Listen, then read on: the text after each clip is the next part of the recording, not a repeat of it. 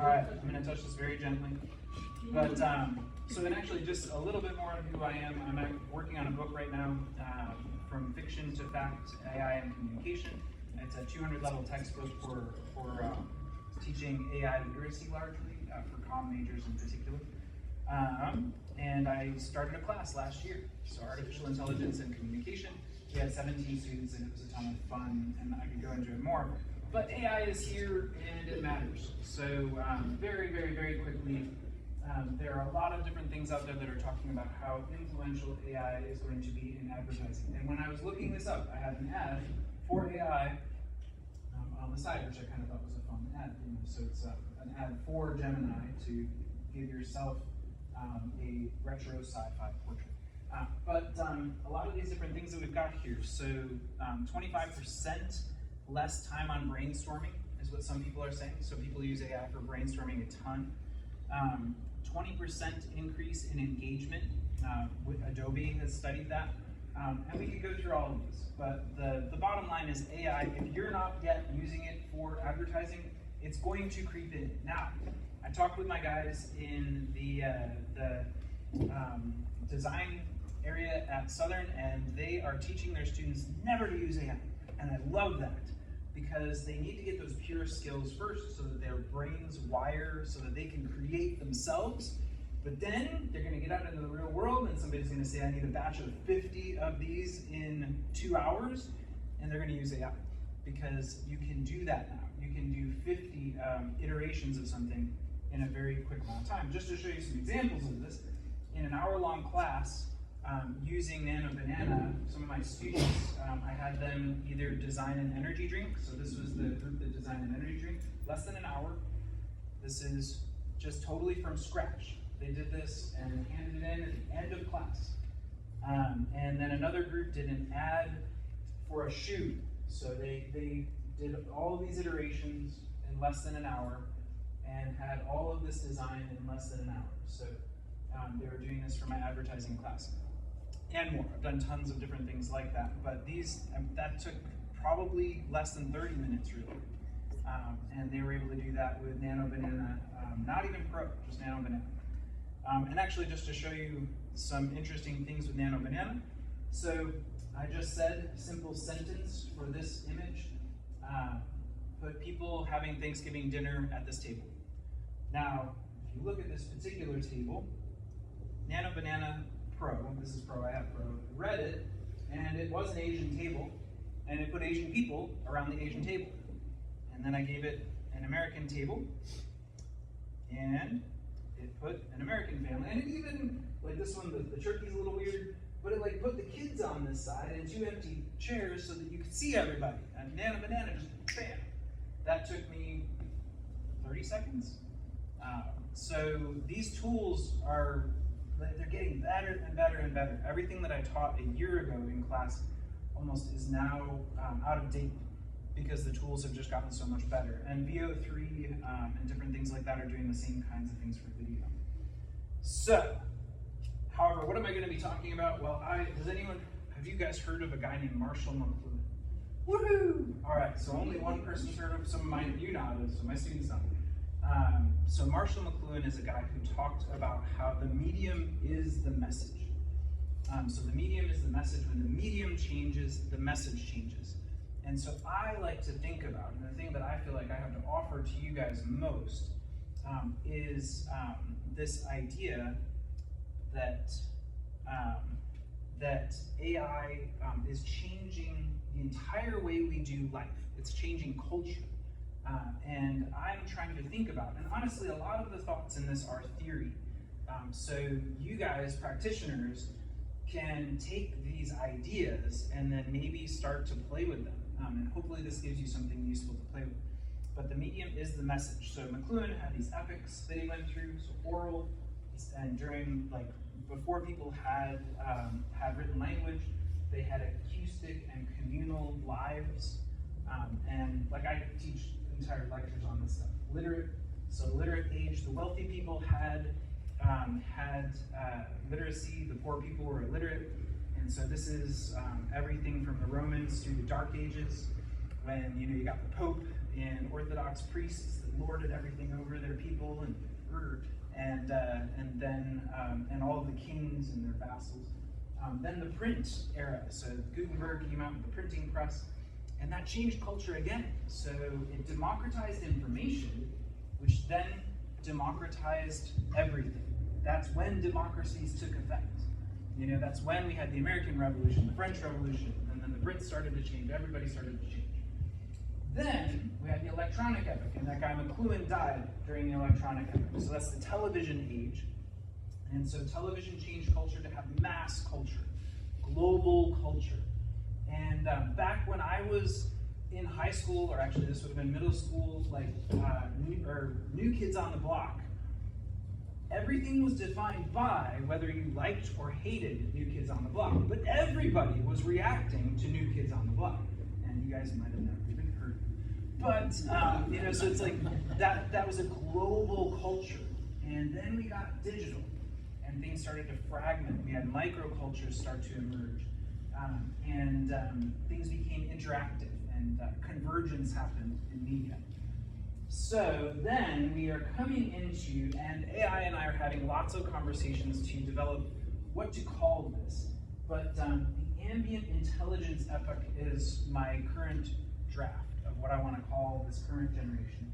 A world where intelligence is embedded in the environment itself, adaptive, invisible, responsive, and omnipresent. So that's where we're going. We're on the way there right now. But it's already happening. Your devices, if you have Alexa, then you're already living in this world. So some key features: AI is atmosphere, it's pervasive, context-aware, always-on personalization. We have adaptive environments, which the kids are living in already. Games, feeds, assistance, invisible, mediation, shaping identity and culture. The world becomes the interface. So within this epoch emerges the co-intelligent self. There's a book called Co-Intelligence, but that idea is something that I think is really important, that we are co-intelligent. We're growing with this new being, AI. So identity co-authored by human intention and ambient AI feedback. All right. So however, we are, hopefully you can read those, vintage humans, aren't we? I didn't want to call us boomers, because that's what the kids would call us. But we're vintage humans. So older generations relate to AI through memory, not lived experience. So we kind of have movie logic about how we see AI. So we see AI through the filter of the Terminator, or through the filter of 2001: A Space Odyssey with how it takes over, or Short Circuit or WALL-E with that innocent novelty that comes into play, or Star Trek. And even the modern iterations of Star Trek are having even new discussions on this. Or The Matrix, where AI takes over again. So there's this threat idea. Stanford Index finds that older respondents reference AI for movies in qualitative responses far more than younger ones. Younger people just think of AI as a part of life, whereas we think of AI, we see it through a lens. So boomers and Gen X often anchor their AI opinions to media portrayals rather than to personal use. And that leads to ads like this.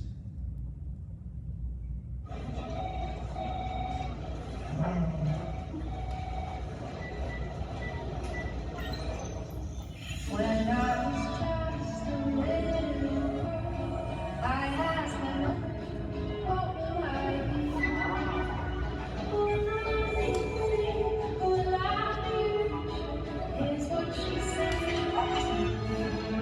Yes, that I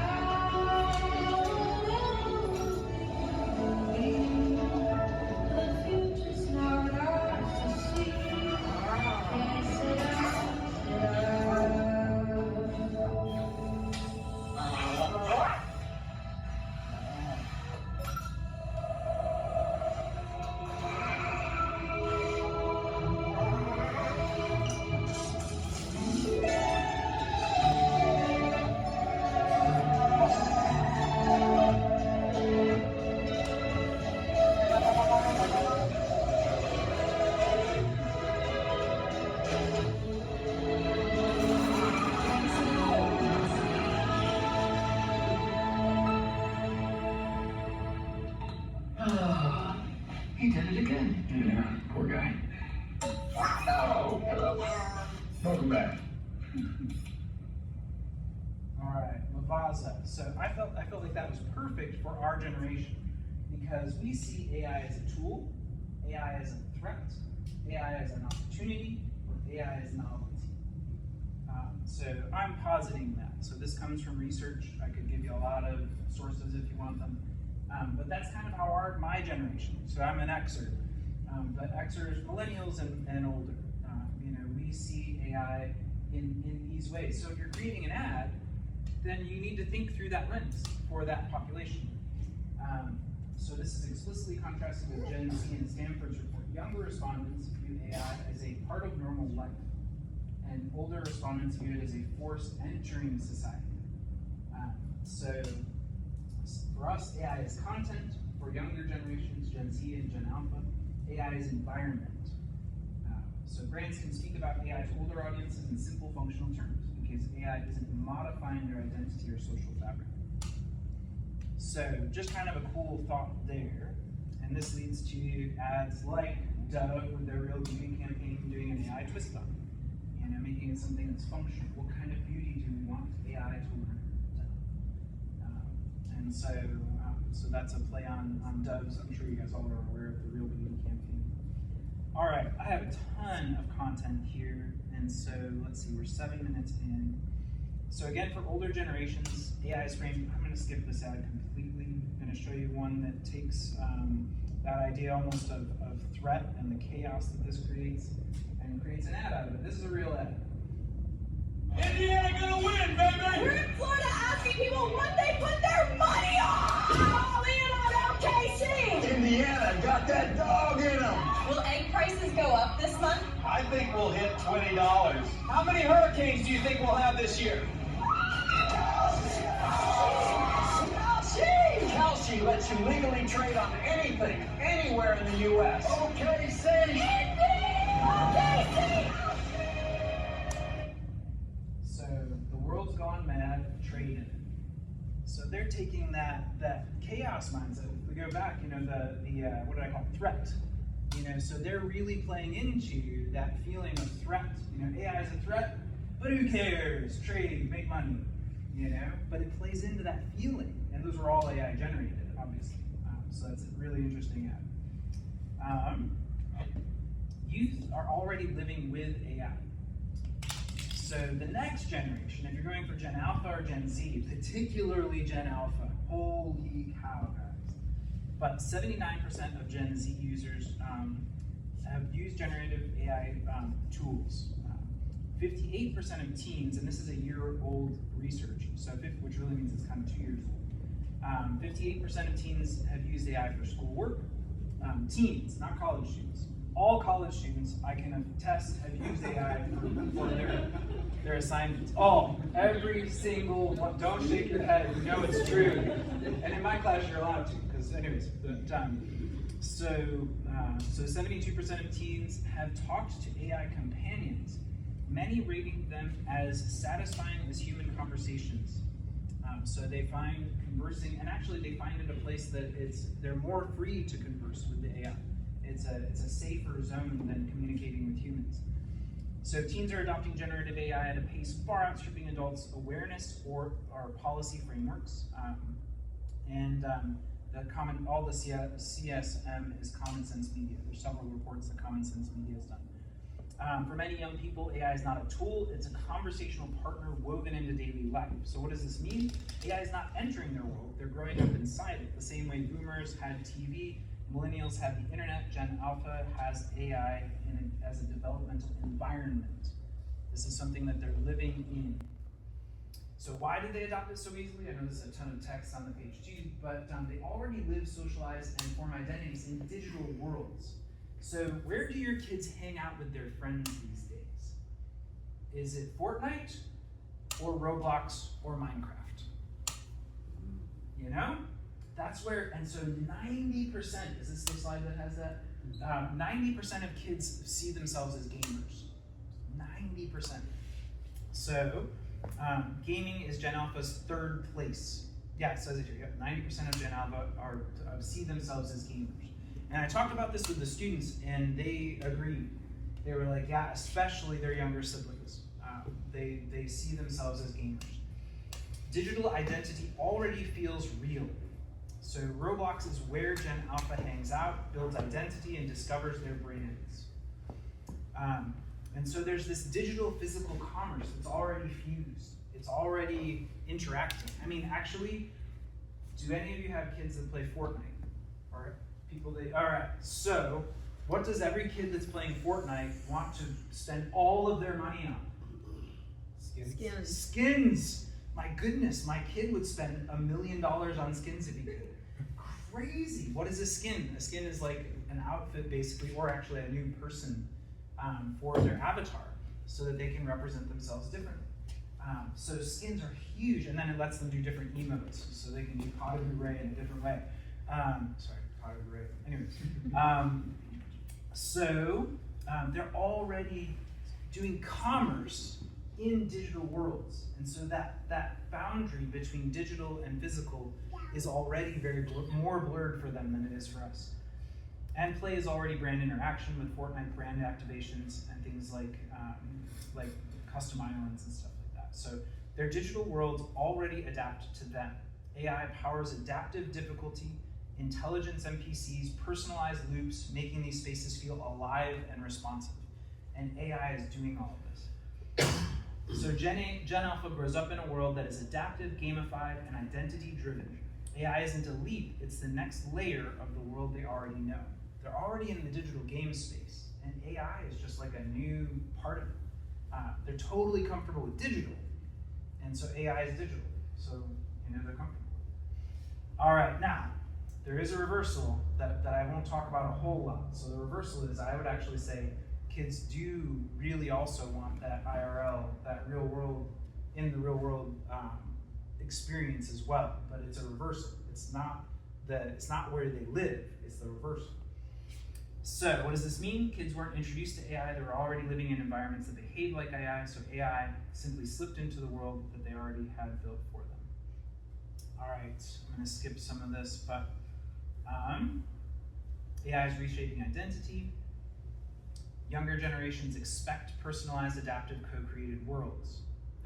So this is, it's kind of reiterating, and I want to look at some brands that are using these principles, though it's not yet AI.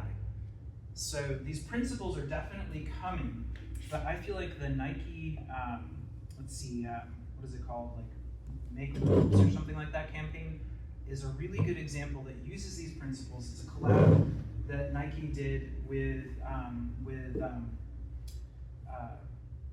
not Google, Spotify. Thank you. With Spotify, where you're co-creating playlists with professional athletes and stars and all kinds of people, and this gets at the right feel for that younger generation.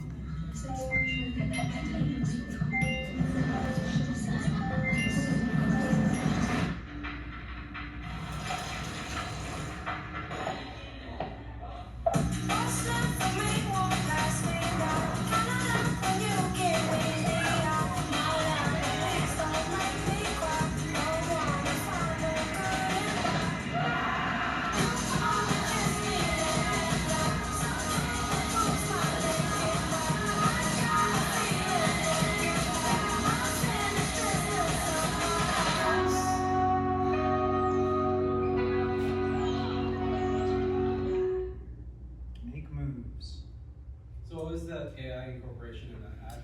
None. But the thing is that it's got the right, it's a co-creation of a world. So the students are able to participate, and I almost think of it, it's got the gamified side of it, it has the mental health side of things, and so I just felt like that was a really good example of using the right principles, even though it's not AI yet. So there's not much advertising that's actually integrating AI. You have a few different companies that are using AI so you can try on clothes and things like that, but not a lot that are creating ads that are AI forward particularly. But the expectations of Gen Z and Alpha, as shaped by AI and digital worlds, would be everything should adapt. So difficulty narrative recommendations. With my son, I like to play basketball with him, and sometimes if he's shooting and misses too many times, now this could happen with any kid, but he gets frustrated. And it's like, and in a video game, what happens if you miss too many times? It sends you down a level. It adapts to you. You don't adapt to it. And so they have a much more a mindset that reality should change for them. It's really bizarre. Kind of maybe we can debate the health of these things, but it's just what is. So everything should personalize, feed stories, styles, experiences.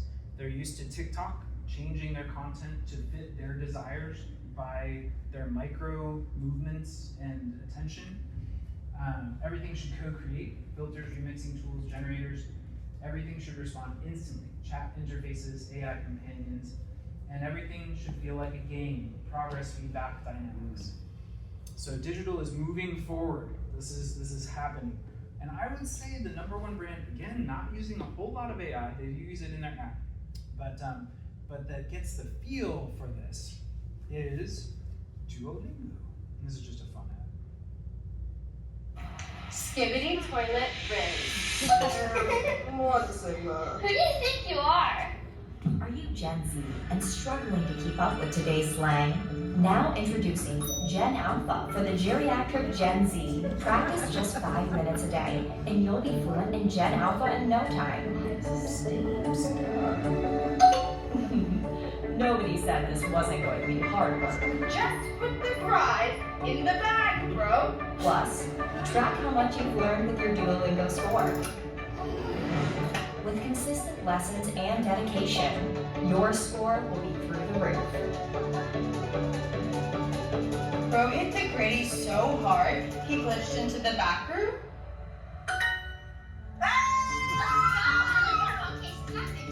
And coming soon, learn Gen Beta.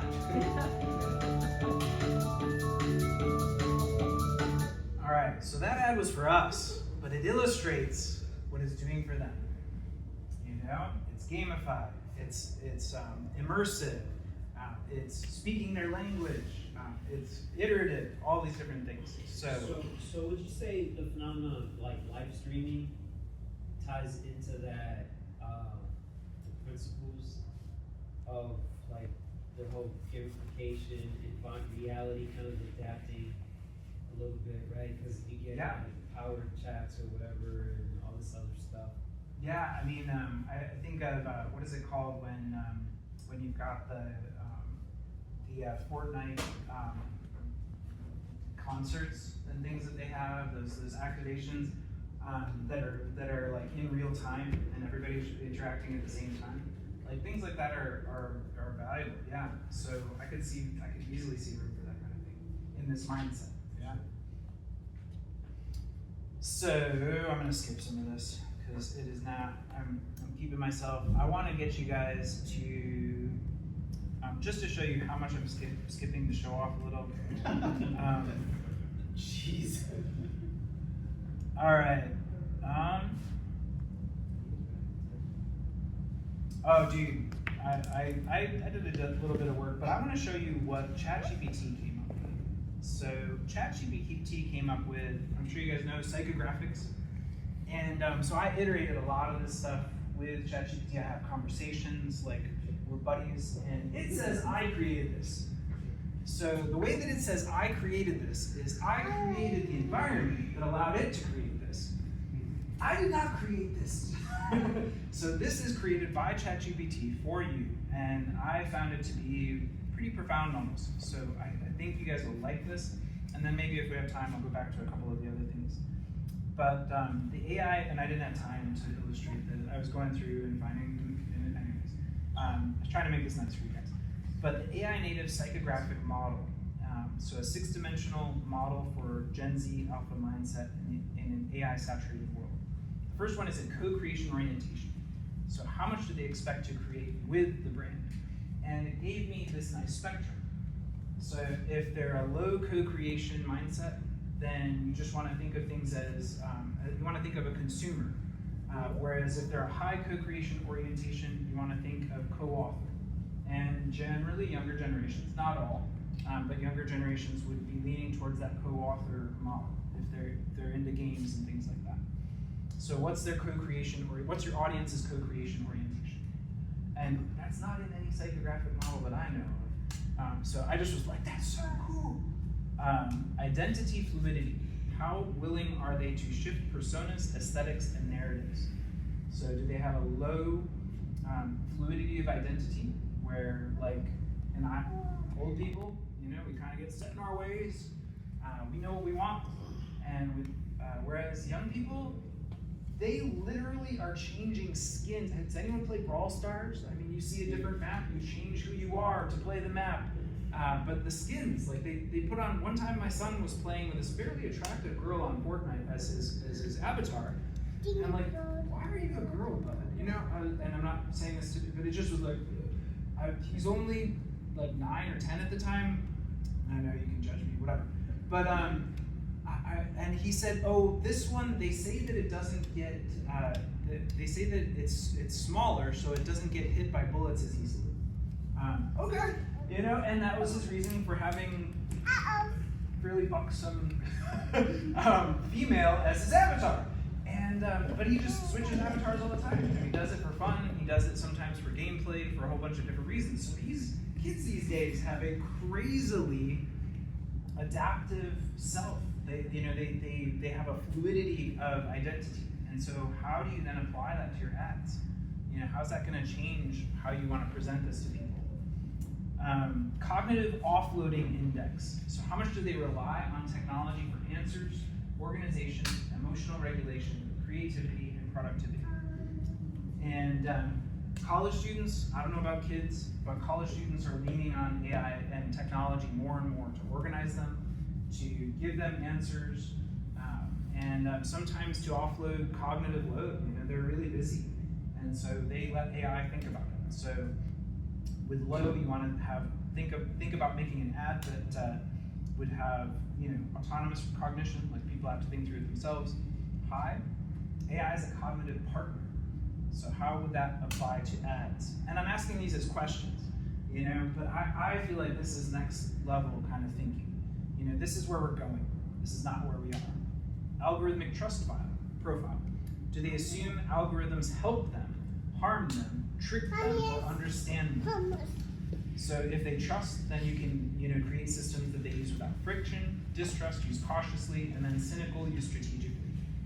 And most kids, well, it depends on the platform, how much they trust it. So there's a lot of different factors that feed into this. But what a cool thing to think about, again, when you're kind of trying to create content. Gamified motivation style. So which game-like motivators drive them? I love this. It makes me think of like Fowl's Basic Appeals almost, So do you want to motivate them by mastery or customization? What are the values that you're the current values that you're going to be putting into this? Social belonging, narrative immersion, collection. Are you going to be giving them tokens of some sort, exploration? These are things that they're doing in their game lives all the time right now. And so use this for designing message arcs and campaign engagement mechanics. And people are doing this. What's that? I was saying like gamification for social content. So I do social media, TikTok, Instagram, Reels, vertical video, all that type of stuff. And one of the things that we keep on hammering at work is just this concept of how do we gamify content, that interactive nature that you can have with the audience, with who's consuming it. Like they're engaging in different ways than just like instead of it being a passive view, right? It becomes active. It's that co-collaboration, co-authorship that you were saying before. That's like this re-emphasizes things that I'm doing at work right now, but it's just like really interesting. Awesome. Yeah. I mean, this goes back to the Mentos Pepsi videos that were really early on YouTube.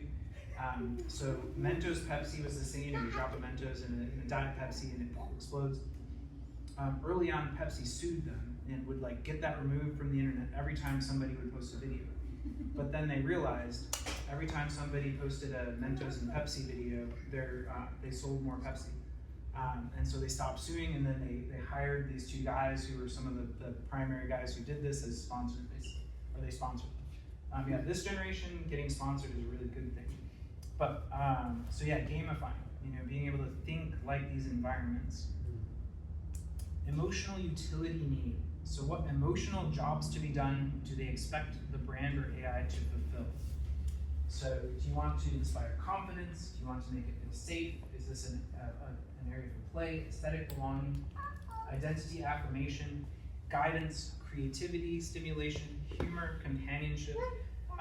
This is single-handedly the biggest gap for older advertisers who still think in, wow, my brain, I'm so sorry. Sometimes when I get up in front of people and I'm a little nervous, like USP, you guys know what this is. Anyway, not emotional scaffolding, not unique selling proposition. Unique selling proposition, not emotional scaffolding. So you're thinking, what's my selling proposition, not how am I emotionally connecting. All right, so what this means for message creation is advertisers must shift from here's our message to here's your world. Come build with us, iterate with us, and express yourself through us. And that, while it's happening with games, AI is like the next level. They've been ushered in by games, and AI is the continuation. So all right, I've got more, but I feel like that's enough time. And I don't want to go too far. So I think that's good for now. So yeah, thanks.